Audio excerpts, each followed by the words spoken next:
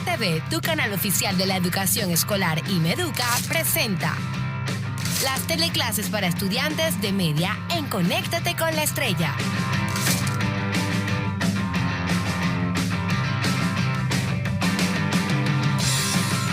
¿Qué tal? ¿Cómo están? Mi nombre es Zuleika Hernández y yo soy tu profesora de biología. En esta oportunidad vamos a dar la clase de 10º grado. Y el tema de hoy es naturaleza de la ciencia. Mira cuántos científicos les he puesto aquí y esa es una cantidad mínima en comparación con la cantidad de contribuciones que han tenido ellos para la ciencia. Ellos han sido base de la ciencia que tenemos hoy día. Y el día de hoy yo quiero que ustedes sean capaces de identificar el campo de estudio de la biología, su interrelación con otras ciencias, así como sus aplicaciones en la vida y que puedan reconocer el carácter científico de esta disciplina. No sin antes recordarles las medidas de prevención para el COVID-19. Recuerden lavar los alimentos antes de consumirlos, desinfectar las superficies, no te toques la cara, usa la mascarilla, mantén el distanciamiento físico de más o menos 2 metros y lava tus manos con jabón frecuentemente y por favor solo sal de casa cuando sea necesario. ¿Y qué estudia la biología? ¿Por qué se dice que la ciencia nos lleva al conocimiento verdadero? ¿Cómo puedo obtener el conocimiento científico? ¿Cómo estudian la vida los científicos? Veamos. Primero vamos a ver el concepto de ciencia. Ciencia viene del latín scientia, que significa conocimiento, y es el conjunto unificado de conocimientos e investigaciones obtenidos mediante la observación y el razonamiento, de carácter objetivo, acerca de las relaciones entre los hechos que se descubren gradualmente y que serán confirmados por métodos de verificación bien definidos. Y aquí les tengo a Albert Einstein. Él era físico de origen alemán del siglo XX. Él dedicó su vida al estudio de las leyes que rigen el comportamiento del universo. Y les tengo aquí una frase que se le atribuye a Albert Einstein. Dice: nunca consideres el estudio como una obligación, sino como una oportunidad para penetrar en el bello y maravilloso mundo del saber. Bueno, ¿qué es el conocimiento científico? Y vamos a ver sus características. Aquí les tengo a Aristóteles, que se le considera el padre de la filosofía, fue discípulo de Platón y él profundizó mucho en el concepto del conocimiento. Vamos a ver aquí, pero ¿qué es el conocimiento científico? Más adelante vamos a ver otros tipos de conocimiento. Bueno, es un saber crítico, es un saber fundamentado. Significa que está basado en concepciones que han sido verificadas. Es metódico, significa que lleva una serie de pasos, una serie de etapas. Verificable, o sea que debe ser comprobable. Sistemático, o sea que lleva un conjunto de elementos que nos llevan a un objetivo específico. Unificado, ordenado, universal, quiere decir que todas las personas en toda parte del mundo deben tener la posibilidad de tener ese conocimiento. Objetivo y comunicable, quiere decir que lo que sabemos aquí en Singapur, en Alemania, en Australia, debe ser igual, debe entenderse de la misma manera. Por eso muchas veces utilizamos el latín como un idioma universal y las letras del alfabeto en el caso de la química, para nombrar los elementos y los compuestos. El conocimiento científico plantea el deber de utilizar un método y para eso tenemos el método científico que vamos a ver más adelante. Se puede clasificar el conocimiento en 2 categorías. Tenemos el conocimiento tácito, que es el conjunto de conocimientos inherentes a la persona, o sea, conocimientos técnicos, científicos y artesanales. Y el conocimiento explícito, que es el conjunto de conocimientos que permiten y facilitan la difusión del mismo a través de documentos, publicaciones, etc. Les traigo otra frase de Aristóteles que dice: la inteligencia consiste no solo en el conocimiento, sino también en la destreza de aplicar los conocimientos en la práctica. ¿Y qué es el método científico? Bueno, es un conjunto de nuevos conocimientos que caracterizan históricamente a la ciencia y que consiste en una observación sistemática, medición, experimentación y la formulación y análisis y modificación de hipótesis. Las principales características del método científico es la falsabilidad, la reproducibilidad, la repetibilidad de los resultados. Quiere decir que los experimentos deben ser capaces de poderse repetir y reproducir en otros sitios, en otras latitudes, bajo las mismas condiciones y entre pares, o sea, con otros científicos. Algunos tipos de técnicas o metodologías utilizadas son la deducción, que vamos desde el conocimiento general hacia lo particular, la inducción, que vamos desde un conocimiento específico y vamos adquiriendo más y más hasta que llegamos a ese conocimiento general, la abducción y la predicción, sobre todo para la formulación de hipótesis. Y aquí tenemos un esquema del método científico. Yo sé que ustedes están viendo aquí primera etapa, segunda, tercera y cuarta etapa, pero no necesariamente es en ese orden. Pero vamos, para poder estudiarlo, vamos a analizarlo de esa manera. Lo primero que hace el científico es buscar esa pregunta de investigación, planteándose un problema, planteándose una solución a una situación, a un fenómeno que ha ocurrido, que no sabemos por qué ocurrió, cuál es su origen, cuál es la causa, cómo podemos solucionarlo. Para eso el científico utiliza la observación.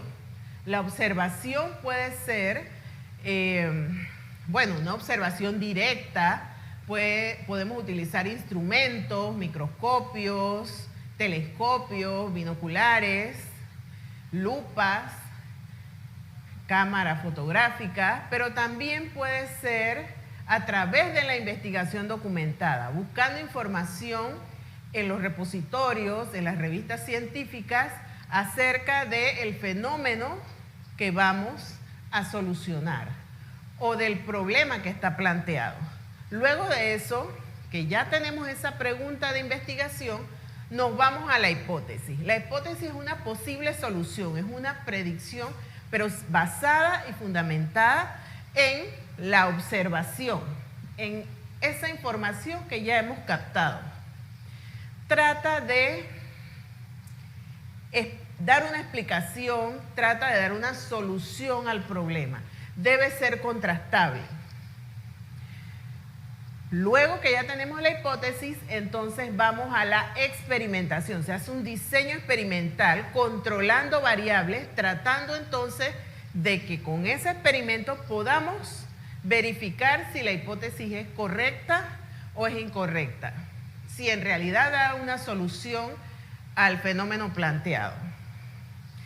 Puede ser que cuando estemos captando los datos, al final o en medio de los datos resulta que la hipótesis no se comprobó. Si sí es así, entonces nos vamos hacia las conclusiones y publicamos. Pero si no es así, se puede replantear. La hipótesis se puede reformular o quizás puede ser que haya un error en el diseño experimental. Bueno, esas cosas se pueden hacer en ese momento, pero no necesariamente los resultados de mi experimento tienen que comprobar que la hipótesis es verdadera. A lo mejor el resultado es que la hipótesis es falsa. O sea, que los resultados son contrarios a la hipótesis. Significa que esa no es la solución del problema. Y vale la pena siempre hacer la experimentación. Recuerden que Tomás Alva Edison tuvo miles de repeticiones y de posibles soluciones ante un problema, por ejemplo, antes de hacer la bombilla, hasta que lo logró. Y de esos errores, de esos inventos que no fueron bombillas, salieron otros mecanismos, otros aparatos. Así que el ensayo y error también es parte de la experimentación. Y este método es el fundamento del conocimiento científico. ¿Cuáles son las ramas de la ciencia? ¿Disciplinas científicas o simplemente ciencias? Bueno, se suele dividir las ciencias como tal en tres ramas. Las ciencias formales, las ciencias naturales, las ciencias humanas o ciencias sociales. Las ciencias formales son conjuntos sistemáticos de conocimientos racionales y coherentes, las que se basan en la inducción y la abducción. Pero estas ciencias formales tienen que ver más bien con conocimiento racional y lógico. Entonces, las disciplinas que tienen que ver con ciencias formales son la lógica, la filosofía, entre otras, las matemáticas, las ciencias de la computación. Luego están las ciencias naturales, que son aquellas ciencias que tienen por objeto el estudio de la naturaleza. Entre ellas tenemos la biología, la anatomía, la geografía física, la química, la anatomía. Y por último, las ciencias humanas o ciencias sociales, que tienen que ver con el estudio de la cultura, con el comportamiento del ser humano. Y allí tenemos la antropología, demografía, psicología, sociología, economía, derecho y demás. Todas estas son ciencias básicas sobre las que se apoyan las ciencias aplicadas, como las ingenierías y la medicina, por ejemplo. ¿Y qué es el conocimiento empírico? El conocimiento empírico es el que obtenemos por experiencia directa del mundo, es lo que vivimos. O puede ser que otra persona haya tenido la experiencia, no necesariamente es que nosotros hayamos tenido esa experiencia. Y se da en base a la percepción, a lo que nosotros podemos sentir con nuestros 5 sentidos, con la vista, con el tacto. Esa es la percepción. Eso nos da una experiencia y nos da un conocimiento que nosotros podemos enlazar con otros preconceptos que tenemos, que hemos aprendido antes. Por ejemplo, yo puedo decir, en otoño los árboles pierden las hojas. ¿Por qué yo sé eso? Puede ser que yo he estado en un país que tiene 4 estaciones, donde he vivido la estación del otoño y he visto que en ese periodo los árboles pierden todas las hojas. Entonces, ese es un conocimiento empírico, por ejemplo. Pero también puedo decir,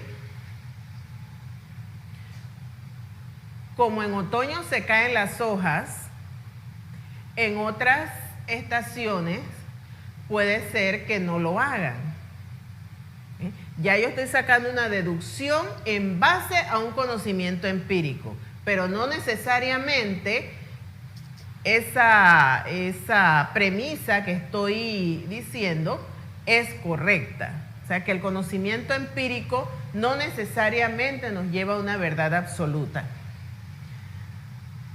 Sin embargo, es necesario tomar información de esa experiencia para,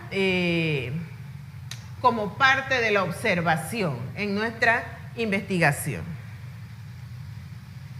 Otros tipos de conocimiento, bueno, les presento 4.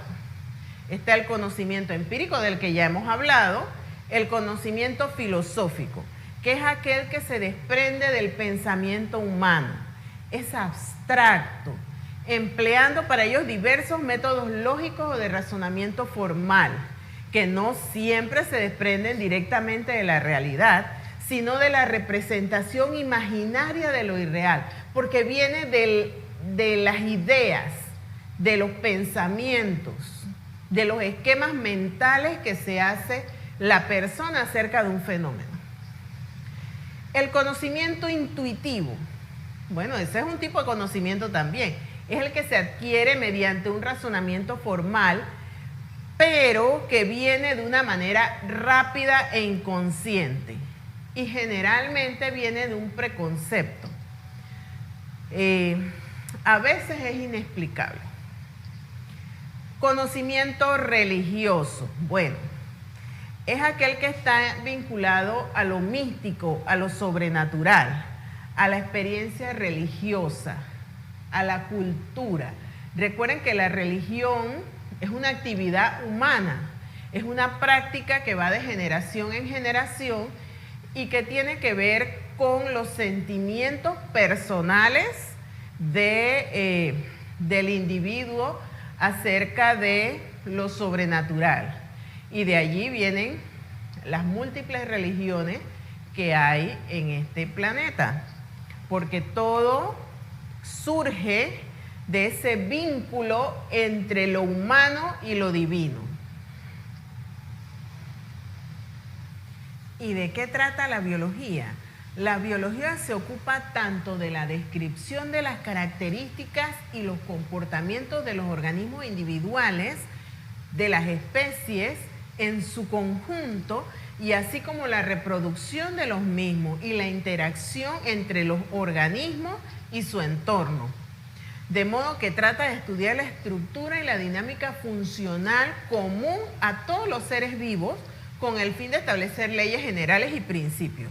Yo les voy a compartir ahorita mismo un video que les explica las diferentes ramas que se derivan de la biología.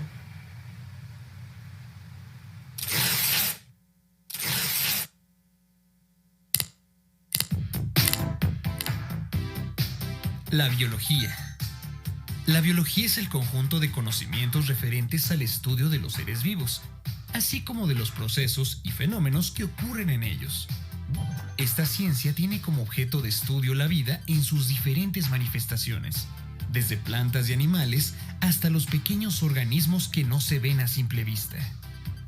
Para el estudio de los diferentes aspectos y manifestaciones de la vida, la biología cuenta con disciplinas más específicas. La bioquímica permite entender la composición y procesos químicos relacionados con los seres vivos. La ecología estudia la interacción de los organismos con su entorno y trabaja junto con la botánica para estudiar las plantas, la zoología para los animales y la microbiología para las bacterias y otros microorganismos. La genética analiza la herencia biológica y la transmisión de material genético a través de la reproducción. Estos conocimientos permiten entender la evolución y adaptación de las especies. El estudio de la célula lo realiza la citología. Por su parte, la histología estudia los tejidos.